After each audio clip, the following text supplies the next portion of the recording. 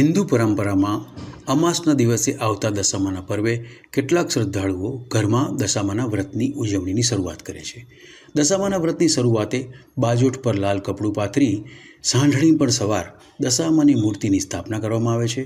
દશામાના વ્રત દરમિયાન ભક્તો કથા, વાર્તા, પૂજા, અર્ચના, ભજન, કીર્તન સાથે ભાવથી ભક્તિ કરે છે. દશામાનું વ્રત અષાઢની અમાસે શરૂ થાય. આ વ્રત શ્રાવણ સુદ આઠમે જાગરણની ભવ્ય ઉજવણી સાથે પૂર્ણ થાય. શ્રાવણ સુદ આઠમે જાગરણ પૂર્ણ થતાં જ વ્રત કરનારા ભક્તોએ નજીકના જળાશયોમાં દશામાની મૂર્તિનું વિસર્જન કર્યું.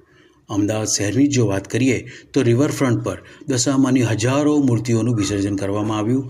વહેલી સવારથી જ આખા સાબરમતીના તટ પર દશામાની હજારો મૂર્તિઓનું વિસર્જન કરવામાં આવ્યું. અમદાવાદ મ્યુનિસિપલ કોર્પોરેશને રિવરફ્રન્ટ પર, નદીની પાળે તેમજ કુંડમાં પધરાવેલી મૂર્તિઓને બુલડોઝર દ્વારા અન્ય સ્થળે ખસેડી